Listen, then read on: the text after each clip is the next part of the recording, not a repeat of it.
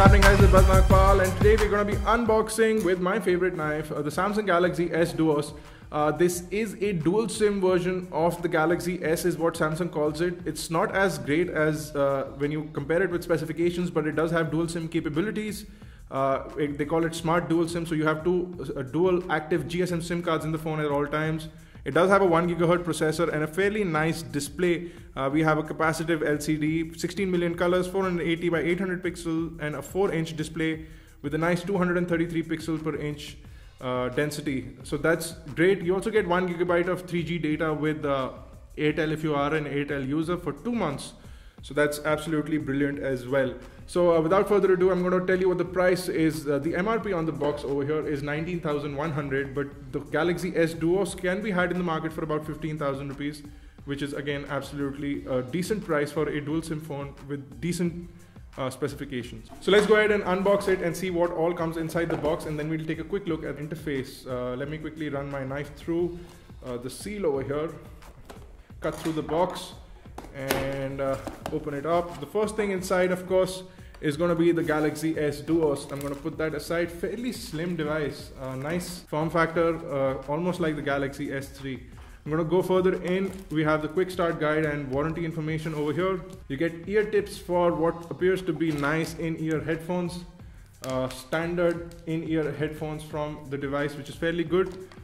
You also have a USB to micro USB charging data syncing cable. You also have a 1500 mAh battery, which is a standard lithium ion battery, and you get a USB charger as well. So you can get two charging capabilities. So you have one cable which can be used for data syncing as well as charging on the go, and then you have one adapter which you can plug in at your house. So good, nice amount of things in the box.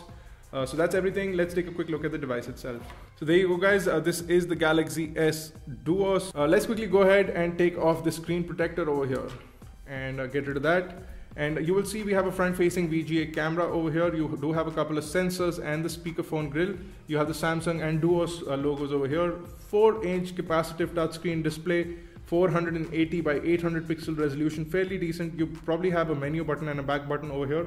I can't really see it, but when the lights turn on, and then you have a standard Samsung style home button over here. On the right hand side, you have the micro SD card slot, and you have the power lock and unlock button, the standard Samsung position to put a button. On the top over here, you have the standard 3.5mm headphone jack, and that's about it. On the left, you have a lanyard or a strap connection point. You have the volume rockers and nothing else. And on the bottom, you have the micro USB charging data syncing port, and you have the microphone for the voice calls. On the back over here, you have a 5-megapixel autofocus camera with an LED flash. You can see the speakerphone and the Samsung logo. If I get rid of this plastic at the back, you will see a matte finish. You will see a matte finish back panel, which looks really nice. I wonder why Samsung doesn't do this for the rest of their devices, especially expensive devices. This matte finish looks really nice on the back panel over here. The camera, however, just does VGA video, which is quite a disappointment from a 15,000 rupee device. If I take out the back panel over here, you can see the dual SIM card slots, one over the other. The micro SD goes into the slot on the side. Let's quickly pop in the battery and turn on the device. Okay, so the phone is on. I'm going to quickly skip through these settings. So you can see that the phone loads up with a nice Samsung interface. You have TouchWiz over here. I'm going to quickly scroll down from the notification panel. You'll see that we have the nice Samsung notification panel with quick launch buttons on the top, so Wi-Fi, Bluetooth, GPS, etc. can be turned on from the top. Let's quickly jump into settings. You'll see the standard, again, Samsung colorful settings panel. If I go into about device, you'll see that it's running ice cream sandwich out of the box, which is fairly good for a device like this. You do have a bunch of Samsung options over here. You can turn on power savings. You do have a data usage monitor, absolutely brilliant. You can go into more settings, and you do have Wi-Fi Direct as well, which is again another nice feature. If I go into mobile networks, I need to insert a SIM card. I can also turn on a portable hotspot on this device, and I also have Bluetooth tethering, which is nice. So Wi-Fi tethering and Bluetooth tethering, both are available on the S Duos. Absolutely brilliant. Let me quickly connect to my Wi-Fi network so that I can show you what the browser looks like. So now we are connected to Wi-Fi, but before I jump into the browser, let's look at the dialer. I see the standard Samsung dialer over here. You can jump into your call logs, your favorites, or your contacts. Fairly good. If I jump back out, if I go into messaging, I should have the standard Samsung keyboard in here as well. So nice Samsung keyboard. I can also jump into settings.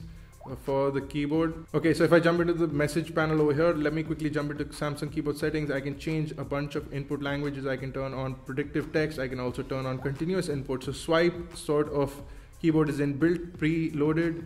You can also turn on key tapping sounds, etc. All of those things are there.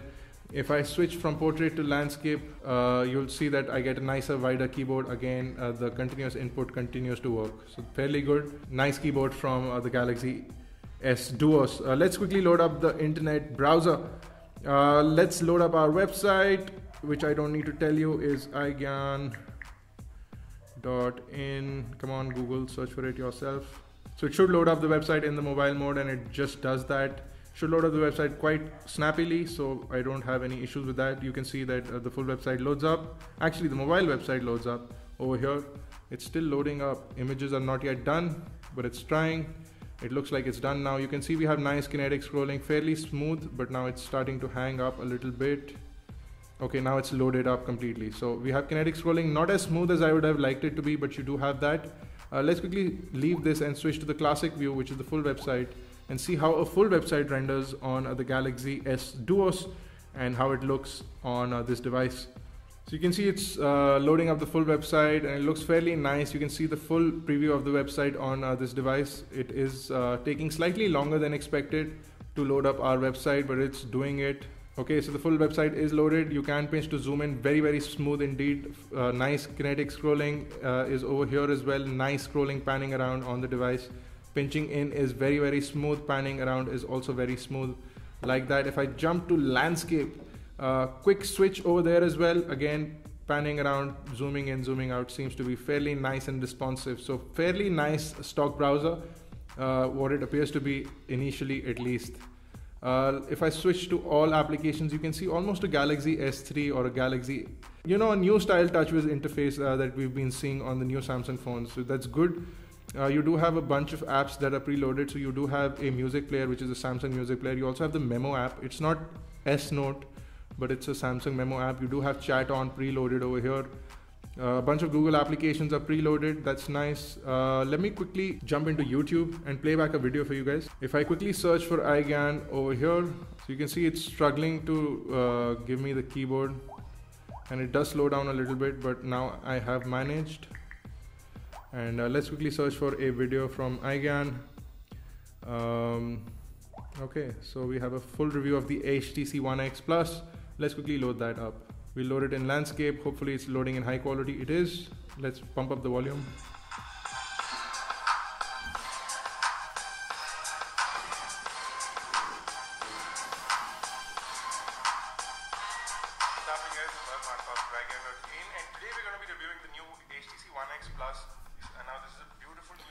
Okay, so viewing angles are absolutely brilliant. Video playback was also smooth. The speakerphone could have been slightly more accurate. It is loud, but it's sort of high pitchy. It focuses more on the high pitch. It's not nicely balanced. So I would have liked a nicer speakerphone. But overall, the phone looks really nice. If I compare it over here to my Galaxy S3, you can quickly see the similarity between both the devices, almost identical looking. You do, however, have this nice matte finish on the S Duos, which I'll prefer over the glossy one on the Galaxy S3. But overall, a really nice device from Samsung for the price, and you do have dual SIM capabilities. We will be back with a full review of the S Duos really soon. If you have any requests that you want us to review for you guys, or do you want us to include in the review for you guys, do leave them in the comment section below. You can check out the full specs and the unboxing details on iGyaan.in. And if you have any questions or queries, you can leave them in the comment section below, or on Facebook, Twitter, Google+. Do subscribe to us on YouTube, youtube.com/iGyaan, youtube.com/iGyaanTV. For iGyaan Networks, this has been Bharat Nagpal. Thank you guys for watching.